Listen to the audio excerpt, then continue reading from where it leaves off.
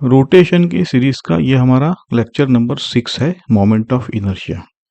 अब moment of inertia का स्थान वही है जो एनएलएम में मास का स्थान था, है ना। एनएलएम में आप बिना मास के कुछ कर ही नहीं पाते क्योंकि F equal to M a सब जगह है। उसी तरह से रोटेशन में मोमेंट ऑफ इनर्शिया के बिना torque equation, angular momentum, rotational kinetic energy हम कुछ भी नहीं लिख पाते। जेई मेन में, एडवांस में और बोर्ड में सब जगह गारंटीड क्वेश्चंस आते हैं। तो वीडियो को एंड तक देखिए क्योंकि आज हम सिर्फ फॉर्मूला रटेंगे नहीं, जो मोमेंट ऑफ इनर्शिया की फॉर्मूला है हर फॉर्मूला को डिराइव करेंगे स्क्रैच से, इंटीग्रेशन से, हर एक चीज के फिजिक्स को समझेंगे। इससे एक बड़ी चीज होगी, वो ये होता है कि सिमेट्री से कई बार आप सिर्फ देख के ही मोमेंट ऑफ इनर्शिया निकाल लोगे, जहाँ पे स्टूडेंट सबसे ज़्यादा कंफ्यूज होते हैं। तो इस लेक्चर को आप अगर ध्यान से देखोगे तो ये प्रॉमिस है कि आप जो ट्रिकी क्वेश्चंस होते हैं मोमेंट ऑफ इनर्शिया के, क्योंकि आप डेरिवेशन के स्टेप्स समझे हो तो आप सिमेट्री वाले मोमेंट ऑफ इनर्शिया तुरंत से निकाल पाओगे, है ना। तो चलिए शुरू करते हैं। आप इसको लाइक कर दीजिए और अगर नए हो तो चैनल को सब्सक्राइब कर दीजिए। एज यूजुअल ये हमारा रोड मैप है, इसको देख लीजिए। सबसे पहले इनर्शिया से मोमेंट ऑफ इनर्शिया तक का सफर है ना। कॉन्सेप्ट क्लियर करेंगे कि ये चीज आती कहाँ से है, ठीक। फिर डेफिनेशन है I equal to summation of M R square, और ये समझेंगे कि एम आई किस किस चीज पर डिपेंड करता है। इंपॉर्टेंट है ये चीज, है ना। ये इससे ही जो सिमेट्री के प्रॉब्लम्स है यहाँ से हम शुरू करेंगे समझना। प्रॉब्लम 1 जो लिया है हमने वो इक्विलिटरल ट्रायंगल है, उसके वर्टाइसिस पे 3 पॉइंट मास है, एम आई निकालेंगे, वार्म अप है। हाँ? फिर कंटिन्यूस बॉडी के लिए आई क्या होगा, समेशन की जगह हम रिप्लेस करेंगे इंटीग्रेशन, वो भी समझेंगे, r square d m. Integration वाला ये जनरल मेथड है, प्लस कुछ बहुत ही इंपॉर्टेंट नोट्स जो आपको एग्जाम में कॉन्सेप्चुअल क्वेश्चन के रूप में आते रहते हैं, तो ये नोट्स को भी आप ध्यान से देखना। उसके बाद 5 डेरिवेशन है, 5 क्यों, क्योंकि इसमें सब आ गया। इसी देखो, पहले तो रॉड है, रिंग है, डिस्क है, ट्रायंगुलर लेमिना है। अब ट्रायंगुलर लेमिना ऐसा है, ऐसा डेरिवेशन है कि जिसमें सारा कुछ स्क्वायर भी आ गया, है? तो एक एक स्टेप लिखेंगे और समझाऊंगा भी मैं आपको। फिर ये एग्जाम्पल नंबर 2 है ना, एक टिल्टेड रोटेटिंग रॉड। अच्छा प्रॉब्लम है, ट्रिकी प्रॉब्लम है, जिससे आपको और एक्सरसाइज के रूप में समझ मिलेगी।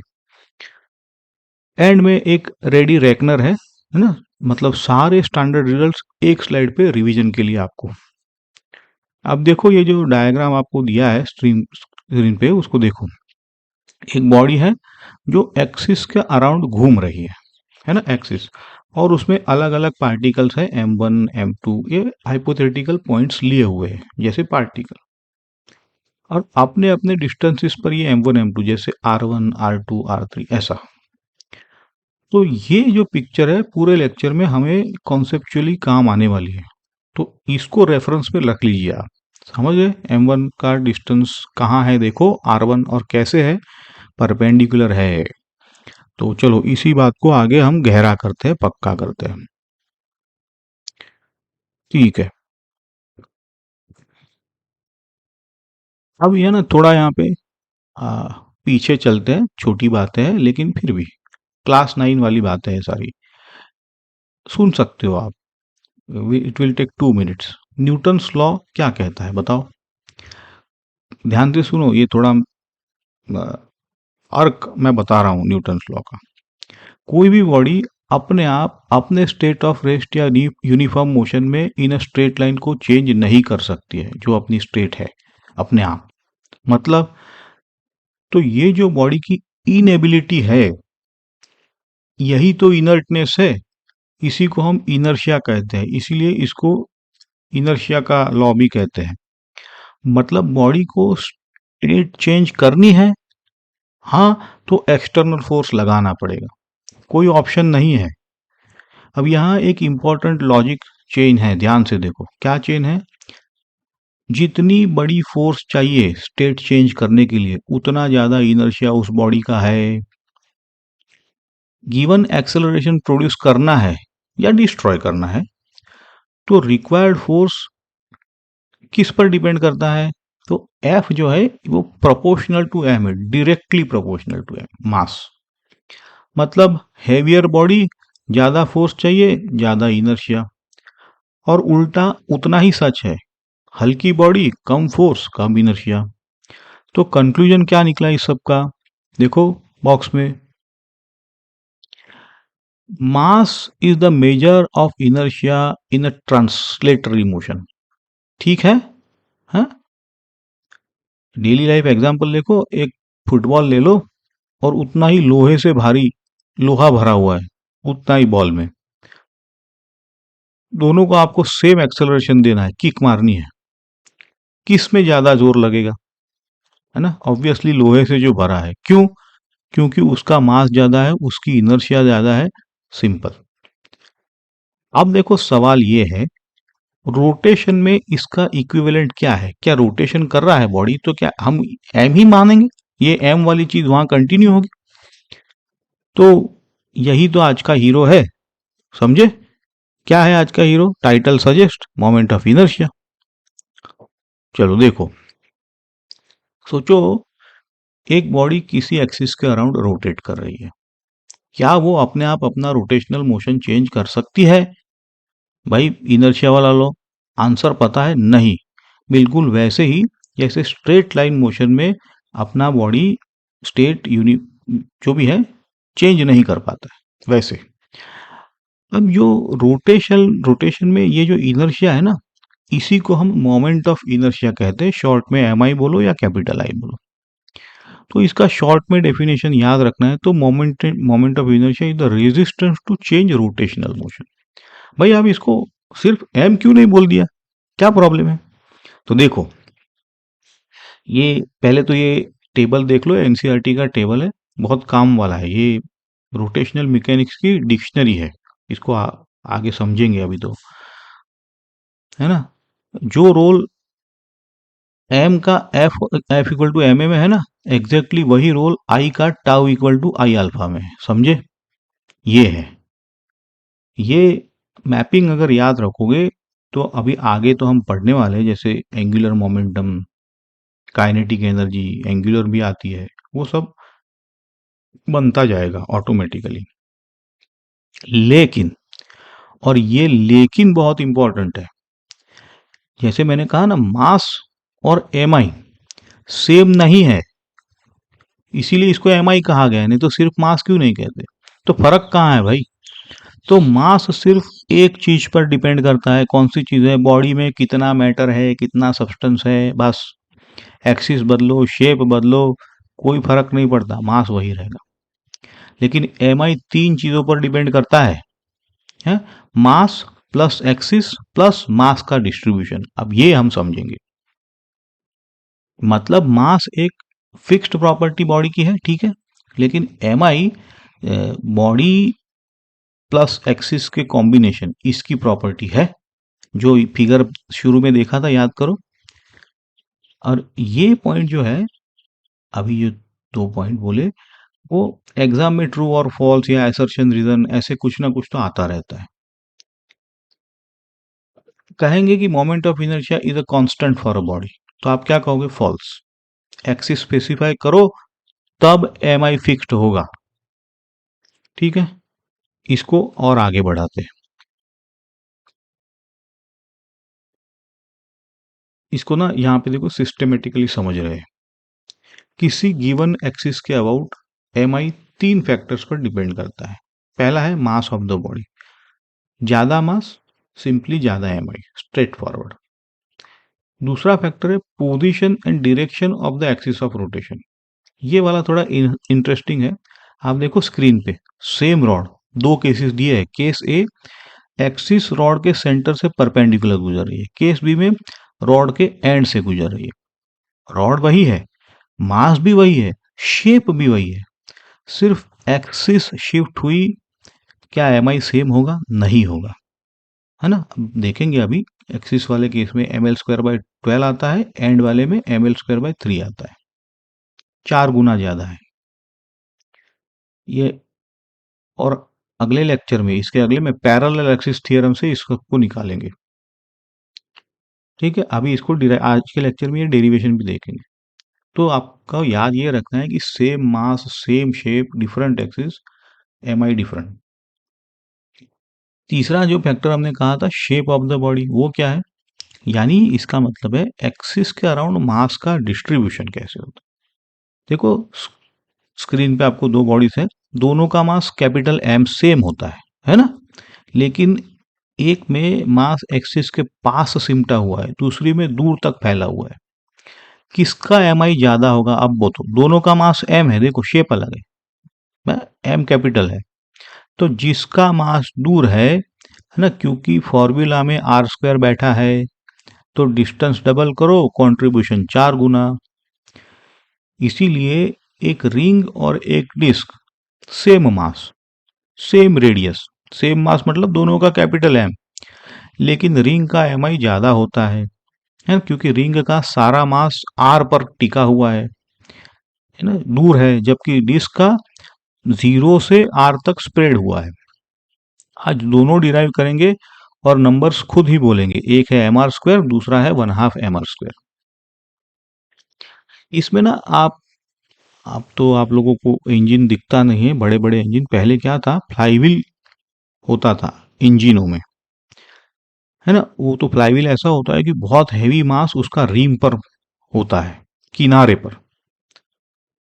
तो डेलिबरेटली ऐसा क्यों किया जाता है, ताकि mi ज्यादा हो, तो रोटेशन स्मूथ रहे, क्योंकि इंजन में कभी फ्लक्चुएशन आए तो ये फ्लक्चुएशन इसको असर नहीं कर पाएंगे, क्योंकि इसका mi ज्यादा है ना, तो ये रेजिस्ट होता है, समझे कि नहीं। तो इंजीनियरिंग में mi का ये डायरेक्ट एप्लीकेशन है, और भी बहुत एप्लीकेशन है। अभी तो हम इसको सिर्फ रोटेशन के लिए प्रॉब्लम सॉल्विंग के नजरिए से देखते हैं। चलो, हम अब तक हमने ना सारी क्वालिटेटिव बातें समझने की कोशिश की, अब थोड़ा डेफिनेशन है क्वांटिटेटिव, फॉर्मूला के साथ।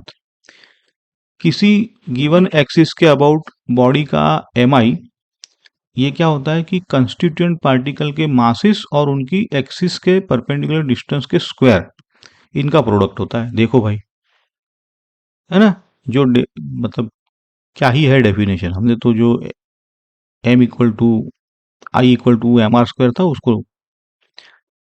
तो देखो यहाँ पे m1 m2 ऐसे पार्टिकल्स हैं। अब ये जो r1 r2 है, वो क्या है, डिस्टेंसेस, बस सिंपल डिस्टेंसेस नहीं, परपेंडिकुलर टू एक्सिस बोलो। तो i क्या लिखेंगे, m1 r1² plus m2 r2 plus m3 r3², ऐसा। कॉम्पैक्ट फॉर्म में इसी को लिखते हैं समेशन ऑफ mr², समझे कि नहीं। 3 फॉर्मूलाज है, मतलब बातें हैं, ये जो फॉर्मूला है उसकी है, एकदम ध्यान से सुनो, 3 प्रॉपर्टी बोलो या बातें बोलो। मैंने जैसे हर बार बताता हूँ, डिस्टेंस कौन सी लेनी है, बोले कोई भी डिस्टेंस ले लेते हैं, नहीं, परपेंडिकुलर डिस्टेंस है फ्रॉम द एक्सिस, ओरिजिन से नहीं, किसी पॉइंट से नहीं, एक्सिस से, और वो भी परपेंडिकुलर। स्टूडेंट्स यहाँ गलती करते हैं, और स्पेशली जब 3D प्रॉब्लम्स आता है तब, इसीलिए मैं बार बार रिपीट।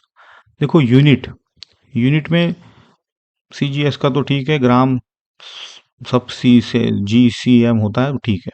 SI में kg मीटर स्क्वायर होगा, देखो फॉर्मूला से आया है वो, kg times r²। Dimensional formula mass into distance, मतलब मास L² T⁻0, टाइम की पावर 0 है। देखो अब यहाँ पे ना mi हम लिखेंगे एक स्केलर क्वांटिटी, डायरेक्शन जिसकी नहीं होती है। ध्यान से सुनो, एडवांस के लिए mi स्केलर से आगे वेक्टर होता है, वेक्टर से आगे टेंसर होता है। भाई mi एक्चुअली में टेंसर है, लेकिन जेईई और बोर्ड्स के लिए हम इसे स्केलर लिखेंगे, ब्रैकेट में आप लिख सकते हो कि ये होता टेंसर है, लेकिन हम जो एग्जाम्पल और हमारा जो रेफरेंस है आगे समझाऊंगा मैं, है ना। एक स्केलर पॉजिटिव क्वांटिटी है आपके लिए, जेई और बोर्ड्स के लिए, लेकिन आपको टेंसर वर्ड याद रखना है, mi एक्चुअली। दूसरा एक ऑब्जर्वेशन है, फॉर्मूला में आर स्क्वायर बैठा है, इसका मतलब आर पॉजिटिव हो या नेगेटिव, आप कहीं भी गिनो हमेशा पॉजिटिव आएगा।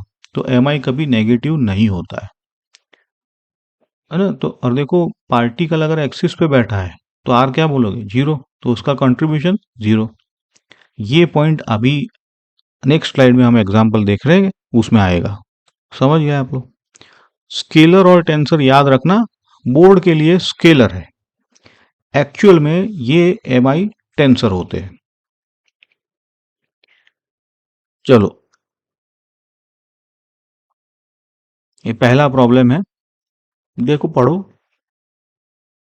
3 पॉइंट मासी से M1 M2 इक्विलेटरल ट्रायंगल के वर्टाइसेस पे बैठे हैं, सिस्टम का एम आई निकालना है। हाँ, अब एम आई का मतलब है यहाँ पे एक्सिस दी हुई है, ये जो अल्टीट्यूड दिया है ना उसके अबाउट वहां से एक्सिस दिया हुआ है। पॉज करो, खुद ट्राई करो।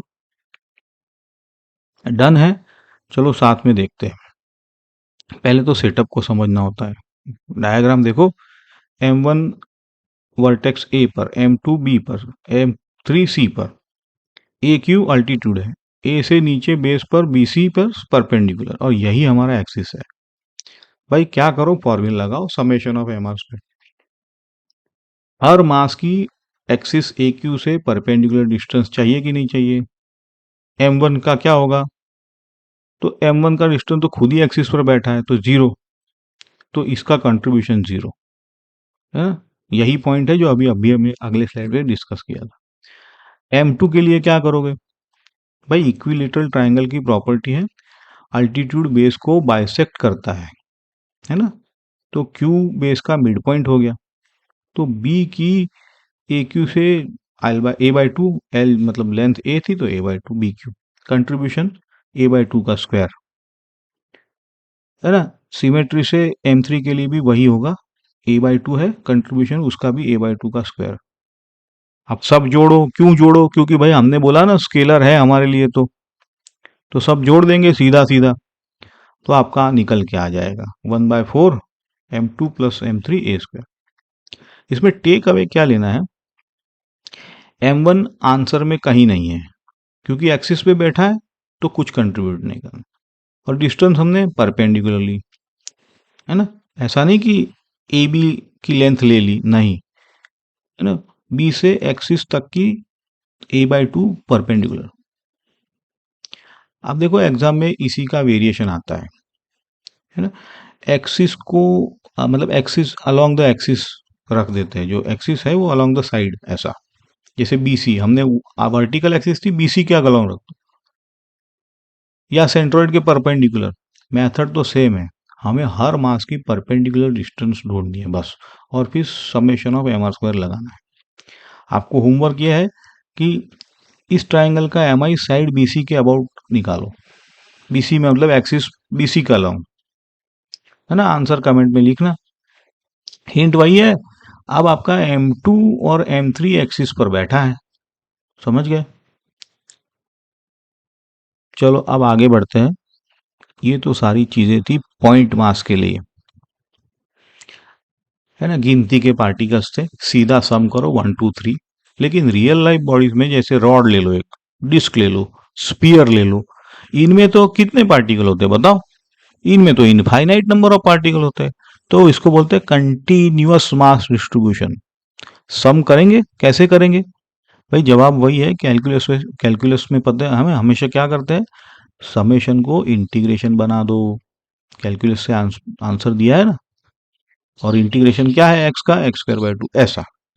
तो मेथड क्या है, बॉडी का एक छोटा सा एलिमेंट्री पोर्शन सोचो, जो डीएम बोल दो, मतलब छोटा पार्टिकल जो एक्सिस से डिस्टेंस r पर है, तो उसका एम आई क्या होगा, डी आई, छोटा D I DM into R², इसको इक्वेशन 1 बोलो।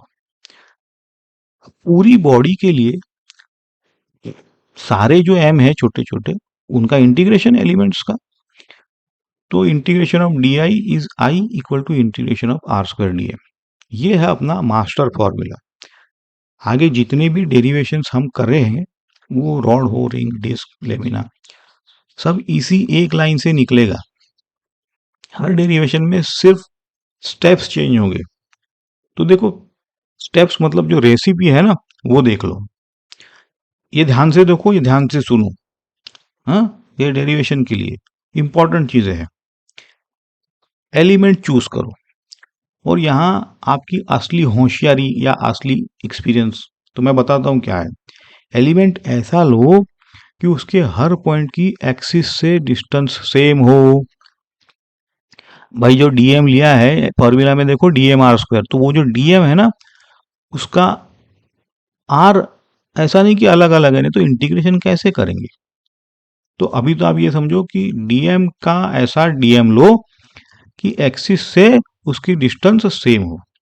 जैसे रॉड में छोटा सा डीएक्स, अब डिस्क में अगर पूरा एक पतला रिंग लेंगे, डिस्क डिस्क है तो रिंग लेना पड़ेगा। ऐसा नहीं कि डीएक्स ले लिया, पतला सा रिंग। क्यों? क्योंकि रिंग का हर पॉइंट सेंटर एक्सिस से डिस्टेंस पे सेम होगा कि नहीं, ऐसा एग्जांपल दे रहा हूँ। फिर क्या करो कि डीएम निकालो। तो डीएम तो पता है आपको भाई, डेंसिटी मल्टीप्लाई बाय एरिया, है ना। डेंसिटी जो है एलिमेंट का साइज जो भी है। और फिर d I equal to r square d m लिखो, और फिर इंटीग्रेट करो। इंटीग्रेशन में लिमिट देखना है भाई, लिमिट भी आपका कई बार गड़बड़ होता रहता है। तो ये 3 पॉइंट है, रेसिपी है। पूरा जो आज का लेक्चर है, ये सारे डेरिवेशन इसी पर चलते हैं। अगर इसको समझ लिया, नहीं तो फिर आगे भी समझ में आ ही जाएंगे यही चीजें, क्योंकि इंप्लीमेंट करेंगे हम। ठीक है, चलो ये एक चीज है डेरिवेशन से पहले, कॉन्सेप्चुअल नोट्स है, इससे आपको फायदा रहेगा। पहला तो है सीधा असर्शन और रीजन, एग्जाम में स्टेटमेंट बेस्ड क्वेश्चन में आते हैं। दूसरा, आपका अंडरस्टैंडिंग बढ़ेगा। देखो क्या है। पहला, एम आई बॉडी का कांस्टेंट नहीं है, वो तो एक्सिस पर डिपेंड करता है वगैरह। एक्सिस बदली तो एम आई बदला। दूसरा है, एम आई मास पर डिपेंड करता है। करेक्ट है, ज्यादा मास तो ज्यादा एम आई, क्योंकि फॉर्मूला में बैठा है ना सीधा एम। एम आई मास की डिस्ट्रीब्यूशन पर डिपेंड करता है। डिस्ट्रीब्यूशन मतलब मास एक्सिस से जितना दूर, क्योंकि आर बैठा है ना आर स्क्वायर, एम आई उतना ज्यादा। ये आर स्क्वायर का कमाल। सबसे ज्यादा एग्जाम फेवरेट और सबसे ज्यादा अब जो पॉइंट मैं बता रहा हूं, जो आपको अंडरस्टैंडिंग में आएगा, जिससे आप क्विकली सॉल्व कर पाओगे। एम आई चेंज कब नहीं होता? देखो, मास के बारे में दो चीजें हैं। पॉइंट नंबर ए, इसको 4A, मैं बार बार इसको 4A कहूंगा जहां जहां जरूरत पड़ेगी, याद रखो 4A। एक्सिस के पैरेलल शिफ्ट किए जाए अगर मास, डायग्राम देखो, पार्टिकल को एक्सिस के पैरेलल ऊपर या नीचे कहीं भी खिसकाओ सरकाओ, एक्सिस से परपेंडिकुलर डिस्टेंस तो चेंज नहीं होगी ना, क्योंकि पैरेलल। तो एम आर स्क्वायर वही, मतलब एम आई अनचेंज। इसी का देखो एक प्रैक्टिकल एग्जांपल, एक डिस्क और एक solid cylinder, same mass same radius, क्या होगा दोनों का एम आई सेम? क्योंकि भाई हमने खिसकाया है पैरेलल, डिस्क को अगर सिलेंडर कर दिया, हम्म, तो क्या फर्क पड़ा? कुछ नहीं पड़ा, क्योंकि पैरेलल शिफ्ट किया है। दोनों का 1/2 एम आर स्क्वायर होगा। सिलेंडर एक डिस्क ही तो है जिसका मास एक्सिस के अलोंग स्ट्रेच कर दिया है, डिस्टेंस फ्रॉम द एक्सिस नहीं बदली है। ये 4B देखो, कांस्टेंट रेडियस पर एक्सिस के अराउंड घुमा दिया है, क्लॉकवाइज या एंटी क्लॉकवाइज। आर कांस्टेंट है तो एम आई कांस्टेंट। और हाँ, m I does not depend on the sense of rotation. Body चाहे क्लॉकवाइज घुमाओ या एंटी क्लॉकवाइज, आई वही रहेगा, है ना। इसीलिए बोर्ड के लिए कहा था कि एम आई तो स्केलर है भाई, बोर्ड के लिए, क्योंकि हम 3D में तो इसको अप्लाई नहीं कर रहे हैं ना। एनीवेज, लेकिन 4A समझे कि नहीं आप, इसका इस्तेमाल आएगा। 4A एक्चुअली इतना पावरफुल है कि इससे आप रॉड के रिजल्ट, रेक्टेंगल का, रिंग का, हॉलो सिलेंडर, ये सारे बिना इंटीग्रेशन के एम आई लिख सकते हो। आगे काम आएगा, बताऊंगा मैं आगे। समझे कि नहीं इसको? तो चलो आगे बढ़ते हैं। अच्छा, ये हमारा पहला डेरिवेशन। क्या करो कि पेन उठाओ और मेरे साथ साथ लिखो। पहले सेटअप को समझे, कभी भी डेरिवेशन में ना सेटअप को समझो। रॉड ए बी है, लेंथ कैपिटल एल है, कैपिटल एम उसका मास है, सेंटर सी दिया है, axis y y prime, centre से गुजर रही है मतलब, और रॉड की लेंथ इसके परपेंडिकुलर है। पहला क्या स्टेप है कि एलिमेंट उठाओ सी से डिस्टेंस एक्स पर, छोटा सा डीएम, उसकी मतलब डीएक्स मतलब पॉइंट मास है लेकिन उसको छोटा डीएक्स बोल दिया है, तो उसकी दूरी तो एक ही हुई एक्स। कैसे हमने कहा था ना, एलिमेंट ऐसा लो कि उसकी दूरी चेंज ना हो, तो यहाँ पे एक्स दूरी पर है ये, ठीक है। और डीएम कैसे निकालेंगे, रॉड यूनिफॉर्म है तो मास पर unit length M by L होता है कि नहीं। इसको लीनियर मास डेंसिटी भी कहते हैं, लैम्बडा भी कहते हैं, इसको आगे आएगा ये 12th में भी, लीनियर मास डेंसिटी। तो डीएम क्या होगा भाई, है एम बाय एल इंटू उसकी डीएम की लेंथ डीएक्स थी, तो जितनी लेंथ है उसका उतना मास, सिंपल। अच्छा, अब आप क्या करो कि डी आई और इंटीग्रेशन, तो d M into x square, तो डी एम का इसमें डाल दो, देखो। अब बताओ लिमिट क्या होगी। सी सेंटर है ना, तो रॉड सी के लेफ्ट में एल बाई टू तक है और राइट में एल बाई टू तक है, तो लिमिट क्या हो जाएगी, माइनस एल बाई टू से प्लस एल बाई टू। बस अब तो इंटीग्रेशन में लिमिट डालो, d m are square, d m आपको पता है, आर आपको पता है, सब कुछ देखो ध्यान से। तो आर स्क्वायर मतलब एक्स स्क्वायर, तो एक्स स्क्वायर का इंटीग्रेशन तो एक्स क्यूब बाई थ्री होता है ना।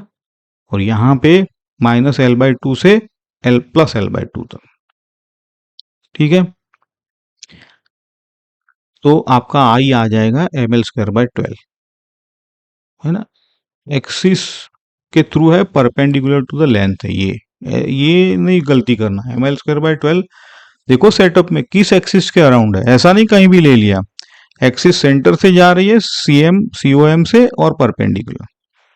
दूसरा एक बताऊं मैं कि कॉमन मिस्टेक यहाँ पे आप क्या करते हो कि माइनस एल बाई टू का क्यूब है ना, तो भाई वो अल्टीमेटली माइनस आएगा और माइनस माइनस प्लस हो जाएगा। और दूसरी गलती है कि जीरो से एल लिमिट नहीं लगानी है, एंड टू एंड है ना, तो माइनस एल बाई टू से प्लस एल बाई टू, ठीक है। अब फिजिक्स वाली फील देखो कि एल स्क्वायर है फॉर्मूला में, है ना। तो अगर मैं रॉड दो गुनी लंबा कर दूं, सेम मास रखूं, तो एम आई 4 गुना होगा, है ना। इसीलिए जो स्केटर होते हैं जब हाथ फैला लेते हैं तो एम आई मतलब बढ़ जाता है उनका, तो स्पिन स्लो हो जाता है, और हाथ अंदर लो तो स्पिन बढ़ जाता है। ये एंगुलर मोमेंटम कंजर्वेशन में आगे हम देखेंगे, ठीक है। चलो आगे बढ़ते हैं।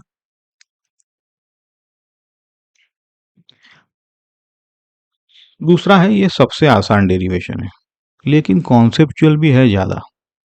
सेटअप समझ लो पहले डेरिवेशन में। रिंग है, कैपिटल मास है इसका पूरा m, capital m, radius capital r, centre o, axis z z prime, centre से गुजरती हुई परपेंडिकुलर टू रिंग के प्लेन के परपेंडिकुलर, है ना। समझे कि नहीं, कोई एक्सिस, एक्सिस को समझो, ऐसा नहीं कि कोई भी एक्सिस। पहला स्टेप है एलिमेंट क्या लोगे, तो रिंग के सरकमफेरेंस पे छोटा सा आर्क डी एक्स ले लिया, देखो आर्क लिया है, क्यों, क्योंकि अब इस डी एक्स का सेंटर से सारा पूरा जो है एक ही डिस्टेंस होने वाला है। डीएम कैसे लेंगे भाई, पूरा लेंथ 2 पाई आर है, मास कैपिटल एम है, तो डीएम के लिए क्या करेंगे, m by 2 pi r into d x, है ना। अब मैजिक देखिए तीसरा स्टेप में, रिंग का हर एलिमेंट चाहे कहीं भी हो, सरकमफेरेंस पर है तो एक्सिस से एग्जैक्टली आर डिस्टेंस पर है, हर पॉइंट के लिए जो आर है small R equal to capital R fixed है। D I equal to D M into R square लिखो, डी एम अभी तो निकाला और आर भी तो कैपिटल आर है ना, तो कैपिटल आर तो बाहर निकल जाएगा। अच्छा, अभी इंटीग्रेशन कहां से कहां तक करोगे भाई, तो एक्स जीरो से एक्स जाता कहाँ है, 2 पाई आर तक, तभी तो पूरा रिंग कवर होता है, तो ऐसा है। तो इंटीग्रेशन आपको 0 से 2 पाई आर करना है। ऐसा नहीं कि 0 से आर ले लिया रेडियस, ये है इंटीग्रेशन की लिमिट। अब तो भाई इंटीग्रेशन तो आसान है, 2 पाई कैंसिल हो जाएगा, देखो, है ना। तो क्योंकि 2 पाई आर है तो dx का इंटीग्रेशन कुछ है ही नहीं, सीधा x, और x को 2 पाई आर रखा, 2 पाई, तो आई एम आर स्क्वायर आ गया। इसमें एक्सिस क्या थी पता है, परपेंडिकुलर सेंटर ऑफ मास से, तो ये इस एक्सिस के लिए एम आर स्क्वायर।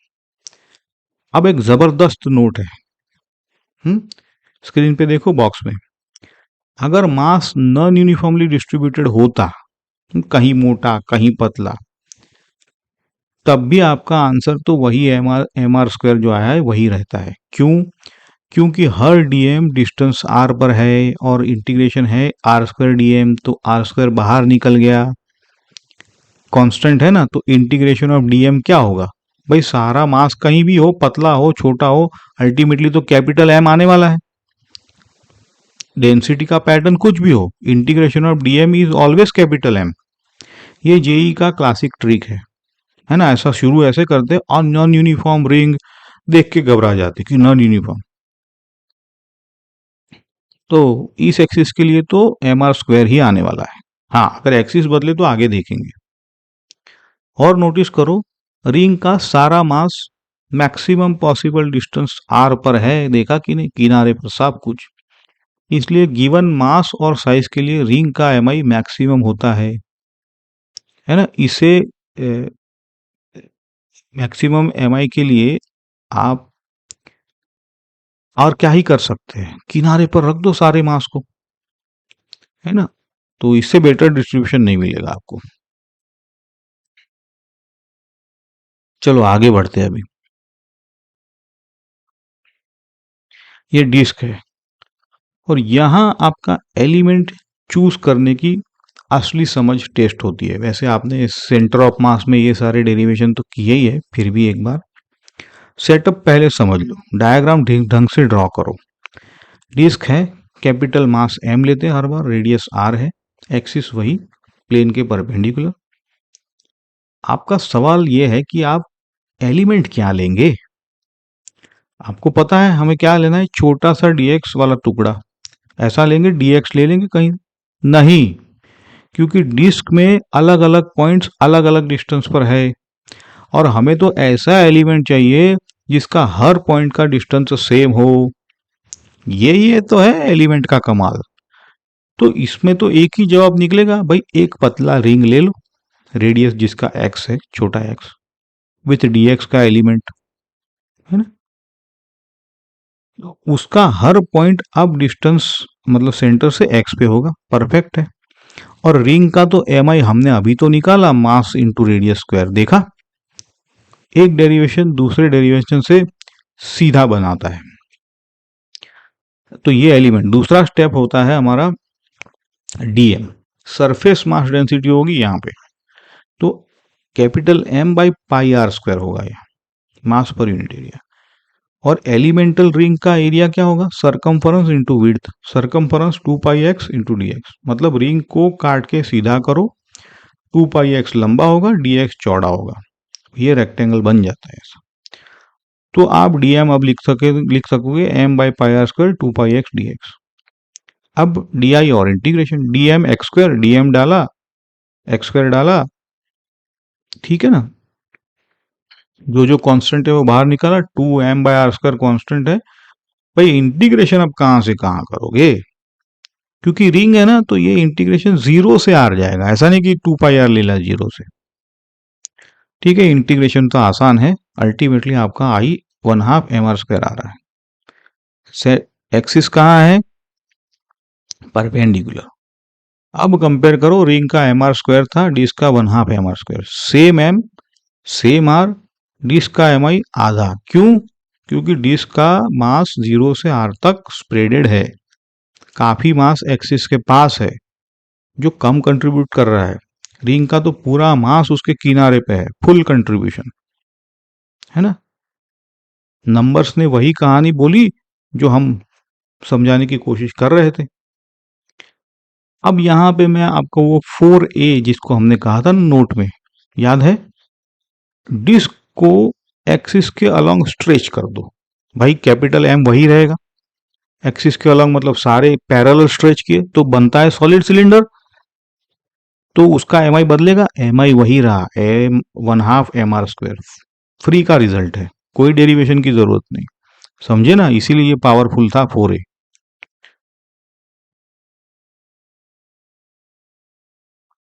चलो अब जो है ना, ये थोड़ा एडवांस्ड है। वेल ऐसे एडवांस तो कोई नहीं है, बट अच्छा है, इसमें बहुत कुछ छुपा हुआ है।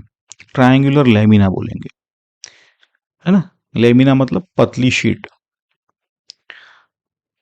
अब उसकी बेस के अबाउट निकाल रहे हैं, एक्सिस समझ लो, है ना। ये डेरिवेशन जेई एडवांस लेवल की है, और इसका रिजल्ट अगली स्लाइड में तुरंत यूज होगा। हम तो रिजल्ट यूज करना है, हमको समझ भी लेनी है, आसान है, इतना भी कुछ एडवांस नहीं है। ट्रायंगल का base small B, height capital H, mass तो कैपिटल एम, एक्सिस बीसी खुद है। तो सरफेस डेंसिटी क्या बोलोगे भाई, capital m by area 1/2 BH, तो 2m/BH। भाई एलिमेंट क्या लोगे, तो बेस के पैरेलल पतली स्ट्रिप, ताकि सारे डिस्टेंस सेम हो जाएंगे। स्ट्रिप है तो विड्थ उसकी डीवाई बोलेंगे, वाई में, और बेस से हाइट वाई है, स्मॉल वाई। बेस से पैरेलल क्यों, क्योंकि तभी तो स्ट्रिप के सारे पॉइंट एक्सिस से सेम होंगे वाई पर। वैसे तो हमें एलिमेंट चूज करना था। अच्छा, अब यहाँ पे ना स्ट्रिप की लंबाई क्या होगी, तो भाई यहाँ स्ट्रिप सिमिलर ट्राइंगल्स का खेल है। ए डी ई और ए बी सी सिमिलर है। ए से स्ट्रिप की दूरी h-y, टोटल हाइट h।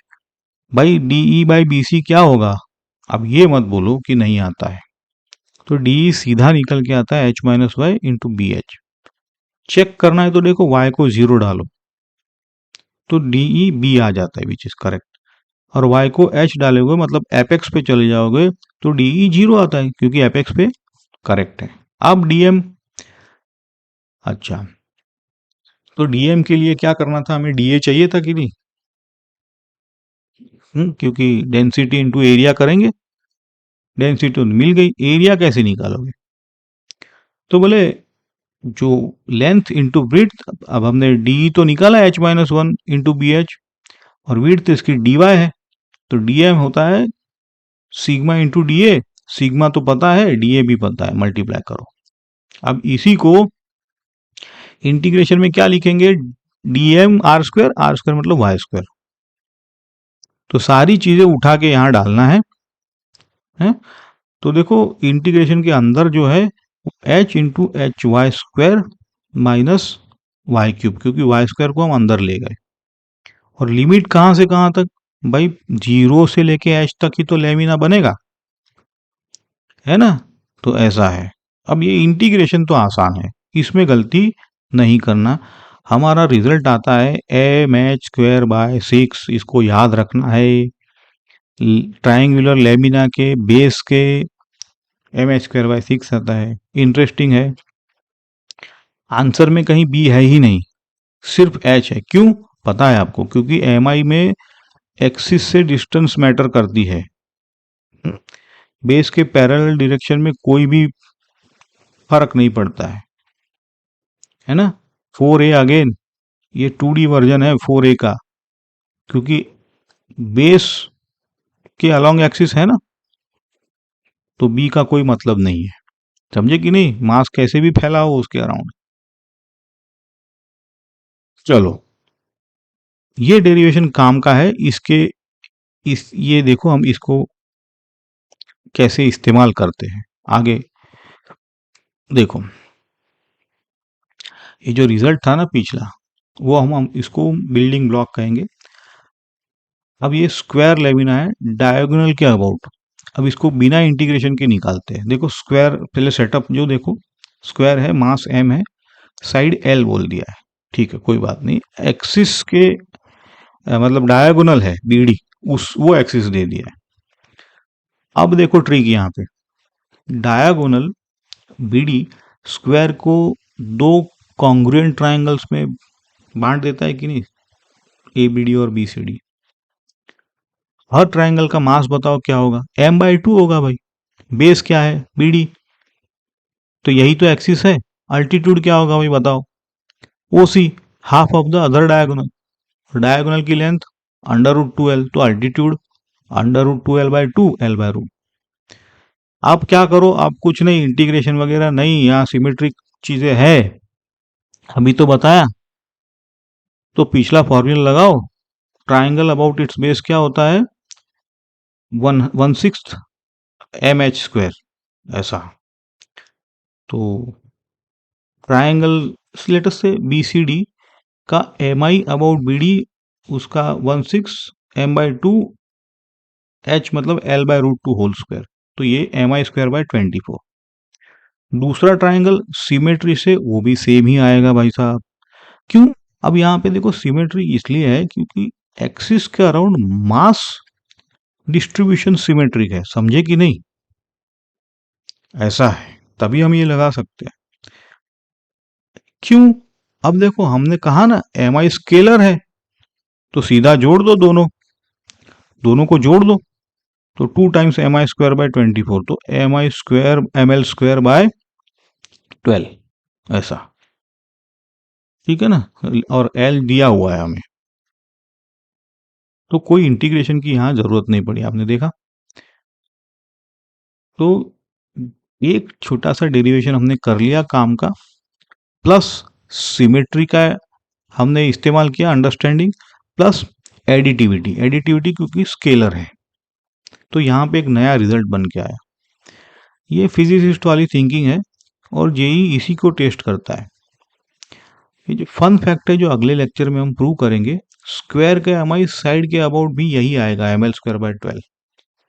इसको हम परपेंडिकुलर एक्सिस थियरम की वहां से भी हम इसको करेंगे। अभी के लिए तो ये टीचर है, लेकिन ये जो हमने mh²/6 निकाला ना, वो इसीलिए निकाला कि सारे वेरिएशन हम इसमें कवर हो जाते हैं। आगे बढ़ते हैं। ये प्रॉब्लम मुझे बड़ा अच्छा लगता है, आज का स्टार प्रॉब्लम बोलो, कॉन्सेप्चुअली रीच प्रॉब्लम है। देखो सेटअप, यूनिफॉर्म रॉड है, मास स्मॉल m है, लेंथ भी दिया हुआ है, इसको सस्पेंड किया हुआ है, और वर्टिकल एक्सिस है, मतलब एक्सिस वो ली है जहां पे वो सस्पेंड किया है, ओमेगा से घूम रहा है, और रॉड थीटा बना के बैठा हुआ है।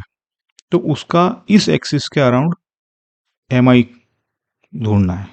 तो पहली बात, ये ml²/12 या ml³ / 3 नहीं होगा। क्यों, क्योंकि वो फॉर्मूला परपेंडिकुलर एक्सिस के लिए था, यहाँ एक्सिस रॉड के परपेंडिकुलर है ही नहीं, सारे मासिस जो है टेढ़े हुए हैं, पूरा रॉड टेढ़ा है, टिल्टेड है एंगल थीटा पर, है ना। जब स्टैंडर्ड फॉर्मूला फिट ना हो, तो फर्स्ट प्रिंसिपल मतलब I = r² इंटीग्रेशन, ये लगाओ। डायग्राम देखो, फिजिकल पिक्चर, घूमती है तो कोण ट्रेस करती है, समझ लो, पीवोट के पास वाले सर्कल बना रहे, नीचे देखो, दूर वाला बड़ा सर्कल और एपेक्स वाला 0 सर्कल रेडियस, ऐसा। एलिमेंट क्या चुनोगे बोलो, ये जो ट्रेसिंग है ना, उसी से आपको एलिमेंट, तो पीवोट से रॉड के अलोंग डिस्टेंस एल पर एलिमेंट चुनो। कितनी लेंथ, बोले स्मॉल dl, क्योंकि पीवोट से तो उसका समझ गए ना, उतना ही दूरी होगा। dm क्या आएगा भाई, m बाय जो ओरिजिनल लेंथ है L0 इंटू dl। r क्या है बोलो, यही तो क्रूक्स है, r मतलब एलिमेंट की एक्सिस से परपेंडिकुलर डिस्टेंस, ऐसा नहीं कोई भी डिस्टेंस ले लिया भाई। तो रॉड के अलोंग डिस्टेंस, ऐसा नहीं कि आपने समझ लिया, ये जो ट्रिग्नोमेट्री लगाओ, अब आप देखो राइट ट्रायंगल बन रहा है जिसमें रॉड हाइपोटेनियस मतलब एल, थीटा एक्सिस से एंगल है, तो सामने वाला देखो आर, एल साइन थीटा हुआ कि नहीं, दिखा, ऐसा है। वो टेढ़ा वाला एल नहीं ले लेना था, एक्सिस से परपेंडिकुलर। हमारा डीएम कहाँ है, एल साइन थीटा पर बैठा है, ऐसे समझे कि नहीं। अब इंटीग्रेशन लगाओ भाई, क्या है यार इंटीग्रेशन में, r square dm, r square भी मिल गया था आपको, डीएम भी मिल गया था, ऊपर से सब कुछ प्लग इन करो। लिमिट क्या डालोगे बस बताओ। तो बोले 0 से एल नॉट, जो भी ओरिजिनल लेंथ थी, जो भी कांस्टेंट है बाहर निकल के आएगा, और यहाँ पे एल स्क्वायर बचा तो एल क्यूब बाय 3, मतलब एल नॉट क्यूब बाय 3 आ रहा है। तो ये आएगा आपका m l not square sine theta, sine square theta by 3, है ना। देखो यहाँ एक सैनिटी चेक बताता हूँ, ये ऐसी थिंकिंग ना आपको कभी कभी ऑप्शंस देख के भी काम आती है। देखो थीटा अगर 90 डालोगे तो साइन 91 होता है, तो आपका एम आई यहाँ पे एल नॉट स्क्वायर बाय 3 आएगा। तो रॉड एक्सिस के परपेंडिकुलर पिवोट एंड पर तो रॉड अबाउट इट्स एंड बोलेंगे। ये नोन रिजल्ट है जो हम अगले लेक्चर में डिराइव करेंगे।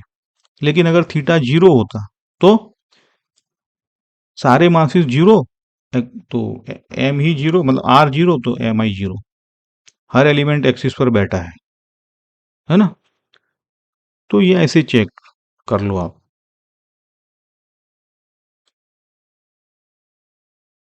चलो आगे बढ़ते हैं।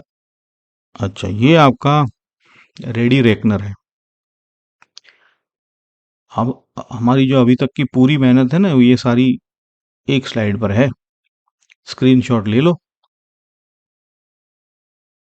स्पीयर और शेल के जो डेरिवेशन है ना, थोड़े लंबे हैं, नहीं करते वो, क्योंकि उसमें एलिमेंट लेना फिर उसका बहुत अलग से करेंगे एडवांस के लिए, और पूछे भी बहुत कम जाते हैं। इसका रिजल्ट याद कर लो, क्योंकि वो पूछते हैं, और जब जितना समझ चाहिए था उतना दे दिया है। अब मैथ्स है इसमें, इसलिए डिराइव नहीं किया है।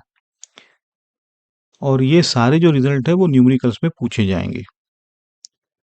अब याद रखने की ट्रिक देखो, बड़ी बड़ी ट्रिक है नहीं, मैं तो सिंपल कहूंगा। कोएफिशिएंट देखो, हॉलो का 2/3 मतलब 0.67, सॉलिड का 2/5 मतलब 0.4, रिंग का 1 हो जाएगा, कोई कोएफिशिएंट ही नहीं उसका, जिसका 1/2 मतलब 0.5।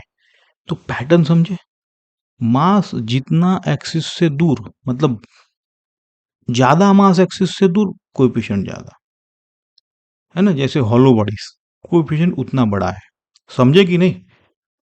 रिंग देखो, सारा का सारा मास तो 1 हो गया उसका, ऐसा है।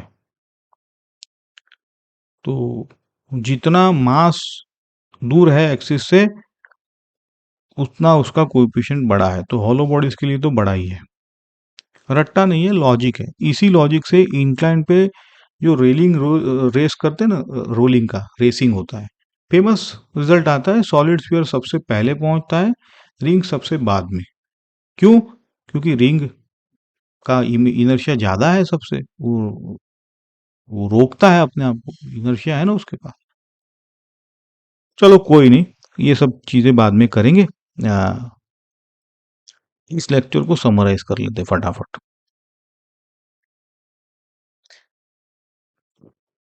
मास मतलब inertia in translation, moment of inertia मतलब inertia in rotation. Tau equal to I alpha में आई का वही रोल है जो F equal to M A में एम का है। अभी तो टाउ देखा नहीं, देखेंगे। डिस्क्रीट मासिस है तो सीधा summation of M R square, लेकिन कंटिन्यूस है तो इंटीग्रेशन लगाना पड़ेगा r square d m. Distance हमेशा आर जो है वो perpendicular from the axis. M I depend करता है मास एक्सिस, मतलब पोजीशन और डायरेक्शन एक्सिस की, दोनों बातें हैं, और मास डिस्ट्रीब्यूशन पर।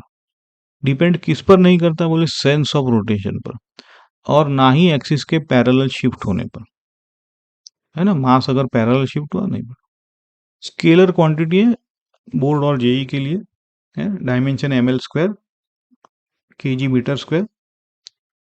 और आज हमने m l square by 12, m are square by 2 और एम एच स्क्वायर बाय 6, है ना। अगर स्क्वायर है तो डायगोनल के अराउंड हमने एम एच स्क्वायर 6 से ही एम एल स्क्वायर बाय 12 किया था, तो सारे होमवर्क अगर आपको चाहिए तो प्रॉब्लम 1 जो था उसमें आप BC के अराउंड MI निकालो, और दूसरा प्रॉब्लम दोबारा करो, इस बार एक्सिस रॉड के सेंटर से गुजरे सेम एंगल थीटा पे।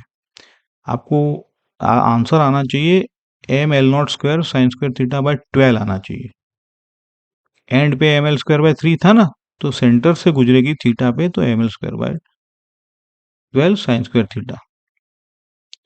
और एक नॉन यूनिफॉर्म रिंग लो, तीसरा भी होमवर्क कर लो, जिसका मास m है, सेंटर से परपेंडिकुलर एक्सिस के अराउंड।